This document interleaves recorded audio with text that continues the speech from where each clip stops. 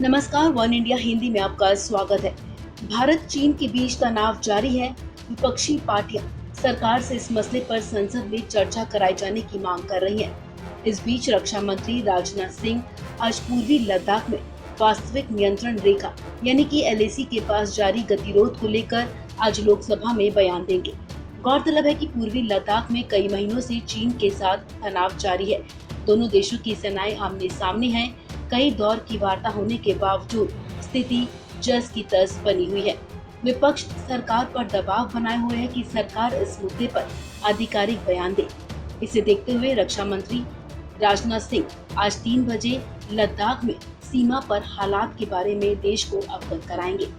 अभी हाल ही में रूस की राजधानी मॉस्को में राजनाथ सिंह ने चीन के रक्षा मंत्री वे फेंघे के साथ बैठक की थी।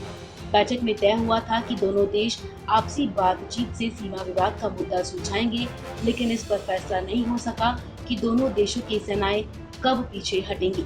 इसके बाद विदेश मंत्री एस जयशंकर की चीन के विदेश मंत्री वांग यी से मुलाकात हुई थी। जयशंकर और वांग यी के बीच हुई बैठक में गतिरोध खत्म करने के लिए 5 सूत्रीय योजना पर सहमति बनी थी। हालांकि बाद में चीन की तरफ से बयान आया कि मुद्दा सुलझाने की पूरी जिम्मेदारी भारत पर है।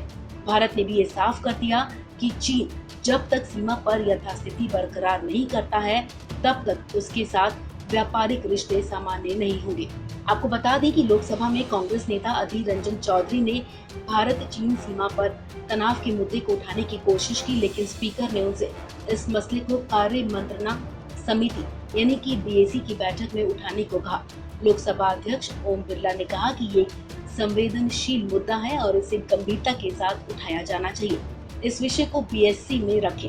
अधीर रंजन चौधरी का कहना था कि मैं सरकार और रक्षा मंत्री का ध्यान ऐसे मुद्दे की तरफ दिलाना चाहता हूं, जो कई महीनों से हमारे सामने है। देश के लोग सीमा की स्थिति को लेकर चिंतित हैं। उन्होंने कहा कि आज ऐसी कई खबरें आई हैं कि चीन हमारे यहाँ नजर रख रहा है।